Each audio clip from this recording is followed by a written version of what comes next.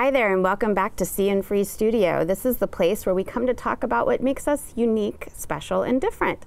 And sometimes we meet people in our lives that have similar USDs to us, and this next person is one of those for me. He describes himself as a guy who likes to study people. He spent 11 years of what he calls mostly successful attempts at driving transformational change, now for Philips North America. He spent 7 years as a U.S. Army infantry officer, which no doubt prepared him for fatherhood of his 3 children, Miles, Zamara, and Christian.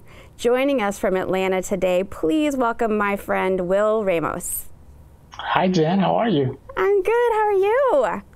Good. It's good to see you. I feel like it's been years. It has been years. It has been years since we took a nice little stroll on Manhattan Beach last time you were here and walked for quite a while. So Wil, tell everybody where you are these days, what you're doing with your time, how are you spending your energy? Yeah, so I'm still living in Atlanta. I am now leading the change management practice in North America for Philips Healthcare. Working on, as you know, transformational programs, and then just balancing my time between the demands of the transformational programs and then 3 children, all at different stages, from almost a senior in college to a freshman in college to a rambunctious 8-year-old. And then I have an amazing wife that kind of brings it all together for us. Yes, your wife is amazing. Tranchetta, shout out to you. Thanks for letting Wil come on the show today. So glad he could be here. So yes, fatherhood. Before we jump right into their USD, how's that been, my friend? We talk a lot about it, being parents, and you and I have shared lots of good stories. How are the kids? Yeah, the kids are doing well. I could not be prouder of all of them. They all bring their uniqueness to my life. There's one who seems to just apologize ahead of time if he thinks he's gone wrong in any direction. And then I have 2 rogue ones that they may or may not care as to what my opinion is on their life decisions. But I would not name who's who, but you get the point. You know them well. So yes, I do. So Wil, you know the premise of this show, and I know one thing about you is that you do celebrate your children and their uniqueness, and you mentioned that. What is your unique, special, and different, and when did you discover it? Yeah, I gave that some thought, and I took some time to see what the other guests have kind of put together and presented, and I would tell you that it's been a journey for me to fully understand what that is. In layman's terms, I'll put it as intellectual honesty, but operationally it comes across as I would say an aggressive pursuit of fixing the things that I feel have gone wrong in my life. And then by fixing those things, I've become better at manifesting a higher, better expression of myself, which then ties back into parenthood, ties back into being a husband, but it very much ties into how I approach work and the transformational journeys that I take on at work. I would say that in stages, it started 1990 maybe, and at that point it was I set a goal of being successful at life, but I didn't really define it. I just knew that I wanted something different from what I had experienced to that point. And then college brought in an entire new world and an entire new set of experiences. And that helped me to further refine it. And the college experience was all about validating mental models that were really useful in previous life and previous times, but then now they weren't as useful. So I needed to develop a new set of mental models and approaches to life. And I think right around the time, we met 2013, 2012, 2013, I started to then refine on that and take that to, okay, now that I defined that I want to win in life or I want to be successful in life, and I've started to question all of the mental models that I thought, made who I am, then how do I define success? And I bottled that, sort of bring that to a head in three ways. I need to contribute in society, and I need to be able to be a functioning member of this great society. I need to be a absolute best father I can, and that in itself is complex because there's three children that need three very different things. And then I need to be very successful at being a husband, right? And being able to take what I didn't do well at the beginning and change it and be aggressive about changing those things that may not work for me. So I would say, if I summarize all that, is an aggressive pursuit of self-improvement, which then shows up in every other aspect of my life. Yeah. And I mean, you know, it sounds like you've seen these phases over time, your own transformation over time. Was there one in particular, you know, one time in your life where it really took a while to break some of the mental models that maybe weren't working for you, and now today you're really glad you went through that journey? Yeah, I think you know, the leap from high school in a very urban environment in Boston to a much more wider environment in college at Northeast University really set the stage for all of the questioning to happen, right? I wanted to know not only, you know, why was I reacting this way or maybe sensitive to certain situations, but then how could I go about fixing those? Was that a conversation I needed to have? Was that I needed to find forgiveness, find understanding? And I think that journey there was tough because it also questioned my identity as I showed up to college. But I think you take that experience and then now you can duplicate it, right? When I left the Army, it was the same thing, right? I need to reinvent myself and then re-examine my values. Shortly after my mother passed away, that way I say shortly, but that was probably a 5-year period of reevaluating and putting into practice all of the lessons she taught me, and was I living up to the expectations that she had set for us, you know, through her teachings. And then, you know, marriage is something that I did not want to fail at with Trinchetta, and I wanted to be good at it and make sure that I provided a healthy and loving environment.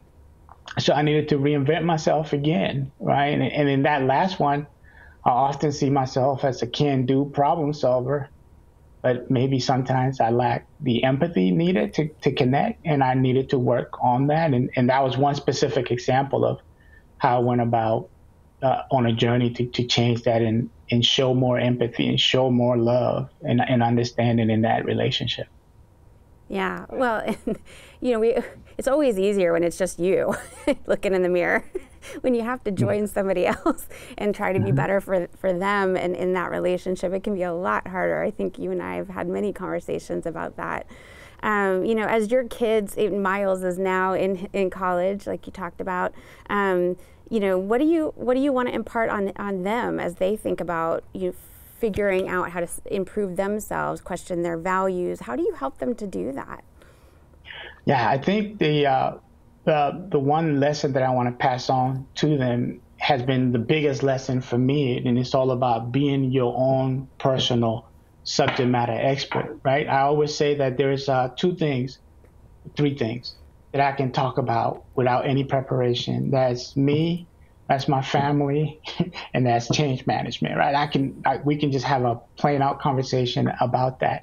And I impart on them that they need to be subject matter experts on themselves, because oftentimes you will encounter difficult situations that make you question the very essence of your value and your contribution to either the organization or the team.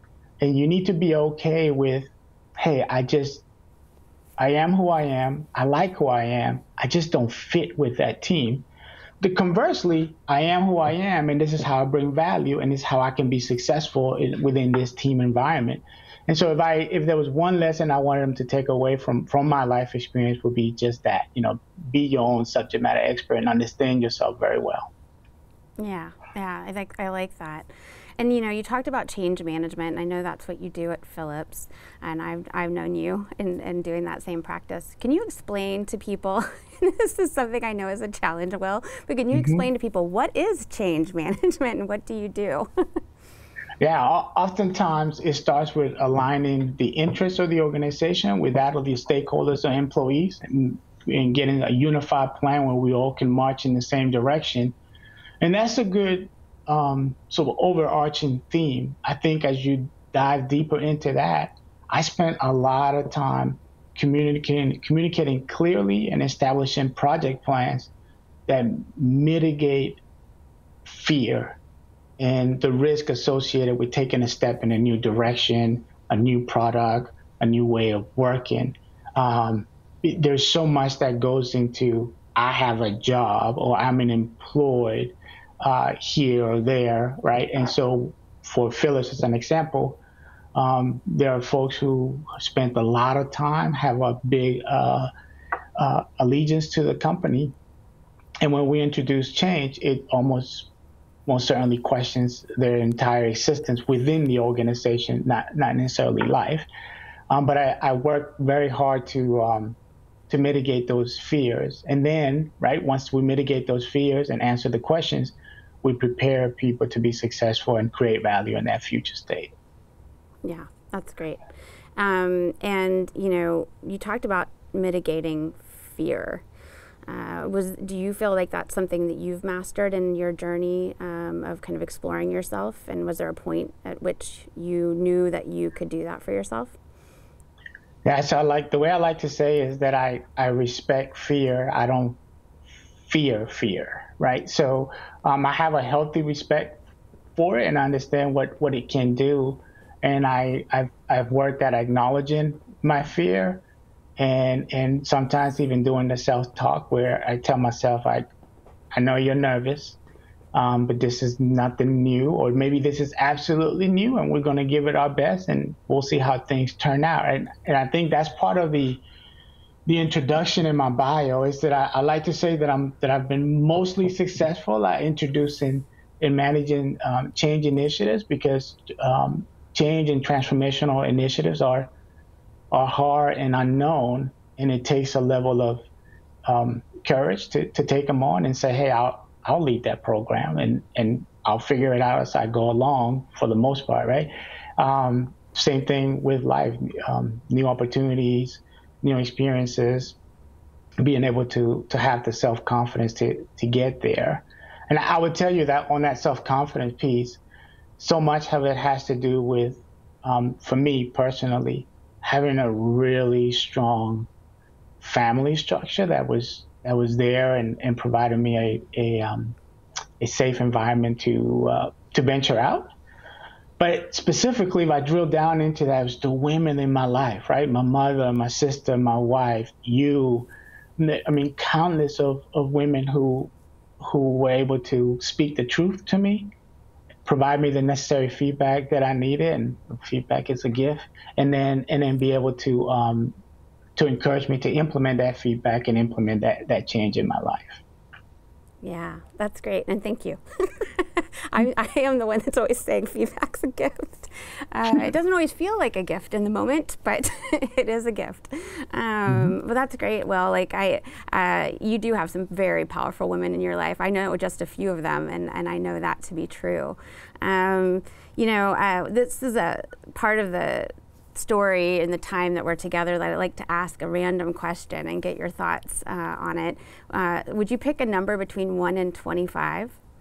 Yeah, here's what I like to say. So oftentimes people confuse that I work in change management because I like surprises, and I like to say that I work in change management so I can limit surprises. So, I know you do. So this is actually quite the anxiety building part. But I'm gonna go with number 3. 3. That's my favorite number too, my friend. There you see, look. What have you worked on in your life that you've been able to see and then free for yourself. And where do you go to find those moments? Do you have a special place where you get the clearest head? Yeah, the one thing that I've been able to work on and see an improvement in, and I alluded to earlier, is being able to approach, to implement my love for problem solving and maybe some level of courage at meeting the unknown with compassion, right? With loving words and being able to blend that together. What I've realized over the last 10 years is that I charge my battery and I find my center by spending time alone, right? So the best example was Tricia and I were just married, and we lived in a house that had a den, and the office overlooked the den.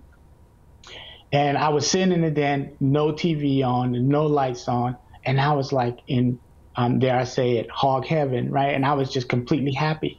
And I remember her looking over the banister, and she asked me, is everything okay? I said, yeah, everything's just fine. And she said, so why are you being weird, just sitting there in the dark? And it dawned on me that I hadn't explained to my wife that I go to these places to recharge my battery, and then be able to now take that energy and put it forth into problem solving and demonstrating a high level of compassion and empathy. Yeah, that's great. And that's actually really refreshing to hear, because I think some of us don't, one, take time to ask ourselves, where is that recharge, reset place? And what's the limitations it brings when you don't do it for yourself? And in our line of work, well, I think, both of us probably share this, is that sometimes you just want to get it done, you just want to execute, just want to make that change happen. And that compassion and empathy can fall to the wayside when you're tired, when you're exhausted, when you don't feel energized. And that's not at all how you want to go into the situation. So I love that you've, one, found that place for yourself, but two, that it's made you more effective at what you do with other people. Yeah, I tell my team all the time, when I lack the time to do that, I show up and I just let them know, hey, I may be a little sassy today because I haven't had the time to sort of just digest what's been going on the entire week, and I'm jumping into another event. And just being conscious of it now allows me to now verbalize it, but also I move from unconscious to conscious, and now I understand how I'm feeling, and I'm better able to manage the energy as it comes forth. Yeah, which is great. So you talked about, Wil, that you were in the Army, and that was a defining time for you. Was there anything in particular that you took away from that experience, being in the Army, as you talk about your self-improvement? I mean, what did the Army teach you? A big part of it is what most people would say, right? Is discipline. I like to say that I was tough in nature before I got to the Army. The Army added structure and discipline to that toughness. But also, the key takeaway for me is that no person is very much different from me, right? When I first got out the Army, I had a job where I was traveling all across the United States, and I was able to confirm that hypothesis. Right, in the Army, I had soldiers from all over the country, and as I travel, I found something in common with every person in every part of the country. Right, so unfortunately, in the last few years, we've kind of fear that the republic is going to fall apart because we all are very different. And although there are differences, I'm a strong believer that those things that bind us together are more in number or greater in number than those things that separate us. We just need to recognize them and accept those. Yeah, that's a great message. And just remember, we all have those common threads. I started off the show saying that about you and me. I talk about seeing and freeing the best in people, and you talk about being a student of people. We share that in common. And And you know, we have very different backgrounds, but we click because we get that we found something in common. And I hope more and more people do that, that they look for the things that they share, not the things that are different.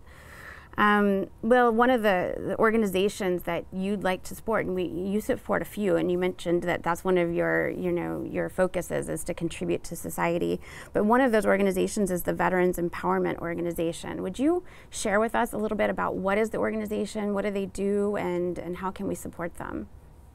Yeah, it's an Atlanta-based organization. The beauty about it is that unlike any other veteran organization where you show up and one, on top of your veteran status, you need to provide income, bank accounts, any of that additional information. The VEO is set up to support veterans in need. All you need to do is show up and say, I have a need, whether it is housing, counseling, job placement, resume writing, whatever the case may be, they're there to help you. The other point about the VEO is that I love the VEO for this. They run incredibly tight. So for every dollar that you donate, 98 cents go directly to participants of the programs. So they're running on a 2% per dollar, 2 cents per dollar budget, which makes for a very slim workforce, but an incredibly dedicated workforce that is truly there to make a difference. They just renovated their cafeteria, so they have also a food program. So it's a complete helping organization for veterans with minimum obstruction to receiving that help. And I really appreciate that about that organization. Well, thank you. Thanks for supporting it and educating us about what they do. And please, if you can, support the Veterans Empowerment Organization. Like Wil said, it sounds like they do a great job of actually empowering our veterans and giving them a number of different services that they need. So you'll see at the end of the show a QR code. If you're watching this on YouTube, you can click on that, or you can look them up. Super easy. Veterans Empowerment Organization. You can look it up at seeandfreestudio.com. Wil, I am so glad you came to join us today. It's been great reconnecting with you and talking to you about what makes you unique, special, and different, because I love sharing that with the world. So I want to thank you for coming, and thank your family for letting us borrow you for a little bit. No, I thank you. It's great seeing you again, and you're near and dear to my heart, and I want to tell you on air that I love you, and I love your family, and I wish you guys the best, and I can't wait to see you again. Yes, I love you too, my friend, and we will see each other very soon. With that, we're going to wrap up the show today. This is See and Free Studio. You can subscribe at seeandfreestudio.com. Hit us on YouTube, LinkedIn, Spotify, Apple Podcasts. You can find us just about anywhere, so please subscribe and come back and visit us.